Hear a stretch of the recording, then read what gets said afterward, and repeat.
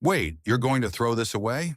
The old gardener, who had supported the temple's beautiful garden for 80 years, laughed and said, "It's not trash. It's the ultimate treasure that turns soil into gold. Imagine this. Deep in Kyoto, a garden of an ancient temple with hundreds of years of history. There's moss covering the ground like a green velvet carpet, 400-year-old pine trees stretching their branches powerfully as if defying gravity, and stunning autumn foliage that turns a fiery crimson in the fall. The soil in that garden is deep, dark, and exudes a rich aroma like the heart of a forest. If you pick up a light handful and squeeze it, it clumps together moistly. And if you gently press it with your fingertips, it magically crumbles apart. This is the ultimate living soil, perfectly equipped with the granular structure that plant roots love the most. But what do you think the old gardener uses to create such perfect soil? Is it expensive potting soil, costing thousands of yen a bag, sold at a home center? Or is it special chemical fertilizers imported from overseas? No, it's completely different. What he pointed to was a small trash can in the corner of the kitchen, which we routinely throw away as food waste every day. You are now about to confront a very inconvenient truth. Until now, you have been taught completely wrong conventional wisdom in gardening and home gardening. Every spring and autumn, you probably go to the gardening section of a home center and with great effort, buy soil for blooming flowers and fertilizer for sweet vegetables, wrapped in colorful packages. If plants lose their vitality, you give them blue or pink liquid fertilizer like an IV drip, and if pests appear, you spray pesticides. Year after year, you're probably pouring thousands, even tens of thousands of yen into soil and fertilizer. But what are the results? The soil you just bought was fluffy, but after half a year, doesn't it harden like concrete? Even if you water it, it just slides off the surface and never soaks into the soil. The plant leaves turn yellow, and with a slight change in environment, they wither away easily. And then you blame yourself thinking, "I'm a bad gardener," or "I don't have a talent for growing plants," and you go buy new soil and fertilizer again. Let me tell you clearly, you're being scammed. You are completely integrated into the meticulously calculated business model of the colossal gardening and fertilizer industry, estimated to be worth 1.5 trillion yen annually. Much of the commercially available potting soil today is a sterile desert. Factories sterilize at high temperatures, with all microorganisms completely killed. They're just mixing artificial chemical fertilizers into it. Certainly they grow rapidly at first. However, that's the same as forcing plants to live on a nutrient IV drip. The ecosystem in the soil is destroyed. Plants lose their ability to spread roots and find nutrients themselves and become completely dependent on fertilizer. And as the salt from chemical fertilizers accumulates in the soil rapidly acidifies, hardens, and dies. They don't want you to create self-sustaining soil. They need the soil to die every year and require fertilizer every year. That endless loop is the source of their profits. That's why they will absolutely never tell you. They won't tell you that the food waste you seal in black plastic bags and throw away every Tuesday and Friday holds the incredible potential for soil improvement that could overturn a trillion yen industry. Let's turn back the clock about 100 years to Japan in the 1920s. At that time, Japanese agriculture and gardening were undergoing a major transformation.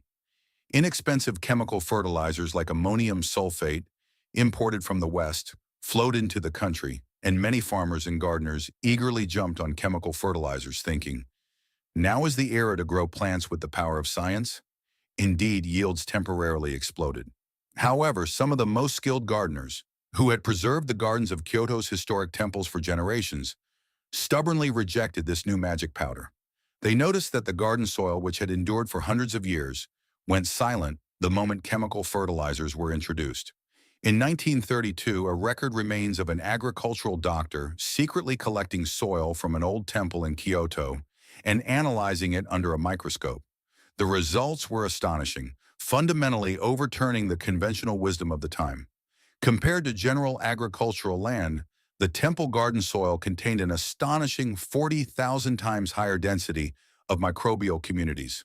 Actinomycetes, filamentous fungi, Bacillus subtilis.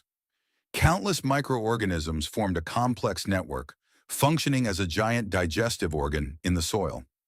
The doctor asked the gardener, "What kind of secret fertilizer do you use?" The gardener replied, "We don't put anything special in it. We simply return vegetable scraps, fallen leaves, and tea grounds from the temple to the soil according to a certain principle." This is the alchemy of Jukudu, matured soil, that temple gardeners have passed down orally for 80 years. No, for hundreds of years. They completely understood the mechanism that modern science describes as the carbon-nitrogen ratio, CN ratio, through experience and intuition. By layering raw organic matter rich in nitrogen, kitchen vegetable scraps and tea grounds, and dried organic matter rich in carbon, fallen leaves and dead branches, not just mixing them, but in specific ratios and layers, they could trigger an explosive proliferation of microorganisms in the soil. The cabbage cores, eggshells, and coffee grounds you throw away. These are not just trash. They are the finest full-course dinner for soil microorganisms. If commercial chemical fertilizers forcibly pour nutrients directly into plants, the gardener's technique is to cultivate countless excellent chefs, microorganisms, within the soil. These chefs continuously break down food waste and convert it into amino acids and minerals that plants can most easily absorb. That's why, even without buying fertilizer once in 80 years, the plants in the temple garden continue to flourish with overwhelming vitality. Are you still going to keep paying for dead soil in plastic bags? Or will you start preparing to turn your garden or balcony planters into golden soil that endlessly generates life, using the treasures from tonight's dinner preparation? In fact, to replicate the secret of soil creation that this old gardener preserved in your own home, you don't need a vast garden or decades of time. All you need are three everyday materials you already possess and a little understanding of nature's trick. Once you know this trick, you'll never again have to lift heavy bags of soil at the home center. Your plants will spread roots at an unimaginable speed and gain a resilient vitality that fends off diseases. So how do you flip the specific microbial switch that turns food waste into golden soil? Why did your past attempts at making homemade compost from food waste fail, emitting foul odors and attracting insects? Let's open the door to the truth about the scientific mechanism of the three layers that only gardeners know, which creates that decisive difference. The answer is extremely cruel and simple. You merely left your food waste. Believing that burying food waste in soil will magically make good soil is one of the most dangerous and common misconceptions people fall into today. Let's unravel the scientific mechanism within the soil. The key is a phenomenon called aerobic fermentation. Decomposition, where food waste putrefies into a gooey mess, and fermentation, which becomes excellent nutrition for the soil, are completely different chemical reactions. Decomposition is a phenomenon where anaerobic bacteria run wild in the absence of oxygen in the soil, generating toxic gases like hydrogen sulfide and ammonia. This is the source of foul odors and becomes a potent poison that rots plant roots. On the other hand, fermentation, which the old gardener skillfully controls, is a phenomenon where oxygen-loving aerobic microorganisms break down organic matter at an overwhelming speed. Let's compare this to a giant car engine. Microorganisms are the engine pistons. For them to keep moving powerfully, two elements are absolutely essential. One is nitrogen, which acts as the ignition agent. The other is carbon, which serves as the energy source for continuous combustion. Cabbage cores and tea grounds from your kitchen are over 80% water and extremely rich in nitrogen. In other words, they're powerful ignition agents. But what happens if you gather a large amount of only ignition agents and light them? They burn out in an instant, leaving behind only a gooey mess of putrefied matter. Here you need to combine them with carbon, the fuel, in an exquisite ratio. Controlling this value, known in modern soil science as the CN ratio, carbon-nitrogen ratio, to the magic number 20:1. This is the true nature of the alchemy that the old gardener, with 80 years of experience and intuition, has practiced to turn trash into gold. So, how do you, without special equipment, achieve that magic number of 20:1 on your home balcony or in your garden?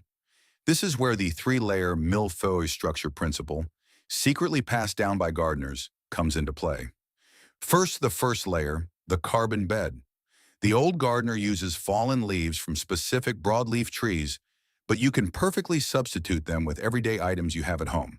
Prepare unused cardboard or newspaper. Tear the newspaper into small pieces and spread it loosely on the bottom of your planter or container, about 5 centimeters, 2 inches thick. This is a mass of carbon, and at the same time, it absorbs excess moisture and acts as an artificial lung that creates a pathway for fresh oxygen at the bottom of the soil. Next, the second layer. This is the nitrogen core. Finely chopped vegetable peels, fruit scraps, and spent coffee grounds from your daily cooking. Spread them evenly over the first layer, about 3 centimeters, 1.2 inches, thick. There's a fatal mistake you absolutely must avoid here. Do not include meat or fish bones or greasy food leftovers. These take too long to decompose and will instantly disrupt the ecological balance. Select only pure plant-based organic matter. And then the most important third layer, the microbial blanket. Cover the food waste of the second layer with your existing old soil or hardened used planter soil about 5 centimeters, 2 inches thick until the food waste is completely out of sight. This layer of soil acts as a powerful lid, completely blocking foul odors and preventing the intrusion of small flies. At the same time, an elite force of microorganisms, such as actinomycetes and filamentous fungi, which were dormant in the soil, will begin to descend all at once towards the feast of food waste below. Layer these three layers, the carbon bed, the nitrogen core, and the microbial blanket, in the container like a millefeuille. Make sure the top layer is always soil, and finally lightly water the entire thing so that it's moist like a firmly squeezed sponge. Neither too much nor too little moisture is good. With this, the microbial switch is completely on. In a few days, you will witness an incredible sight. Approach the planter early in the morning on a cool day. You'll see a faint white steam rising from the surface of the soil. Reach your hand into the soil. It should be surprisingly warm. If conditions are perfectly met, the internal temperature will rapidly rise from 60 degrees Celsius, sometimes even close to 70 degrees Celsius, 140-158 degrees Fahrenheit. This is not a chemical reaction. It is the unmistakable heat of life emitted as billions and billions of microorganisms explosively proliferate and break down organic matter.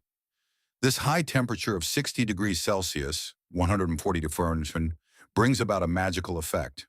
Germs attached to food waste, pathogens lurking in the soil, and even weed seeds are completely sterilized by this heat. It's a natural purification process driven by living heat, possessing overwhelming vitality, unlike dead soil sterilized with high-temperature gas in a factory. Then once a week, simply mix it roughly, turning the top and bottom with a shovel, as if sending fresh air deep into the soil. As oxygen is supplied, aerobic microorganisms will further rejoice, and the decomposition speed will accelerate. Just 3 weeks. Only 21 days. When you dig up the soil after 3 weeks, the cabbage cores and coffee grounds that were there will have vanished without a trace. Instead, what you will find before your eyes is fluffy, jet black gold, exuding that sweet, rich, earthy scent that you can only smell deep in a forest. Imagine this. The kilograms of food waste you've been throwing away twice a week in designated garbage bags. Japan alone generates about 8 million tons of food waste annually. Most of it is water, and we are forcibly burning mere water in incinerators, using enormous taxes and energy. But today you have gained the complete knowledge to break free from that insane system. Your small planter on the balcony is no longer just a plastic container. It has evolved into a high-performance bioreactor that completely replicates nature's grand material cycle right in your home.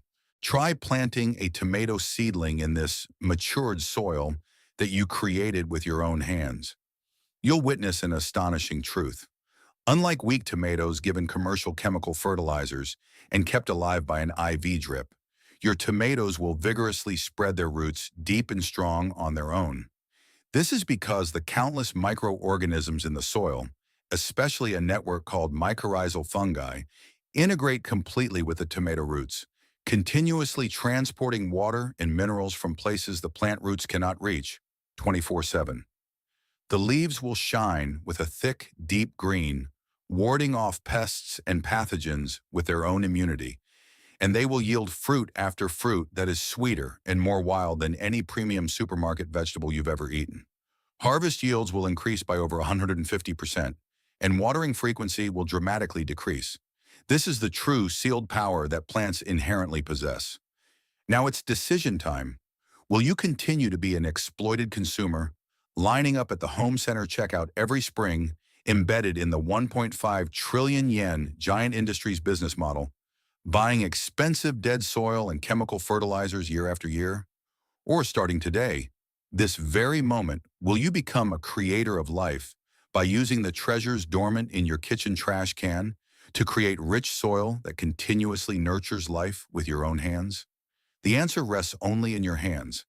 If this story has changed the way you view your garden soil or the lives that were about to be discarded, please subscribe to our channel and support our activities.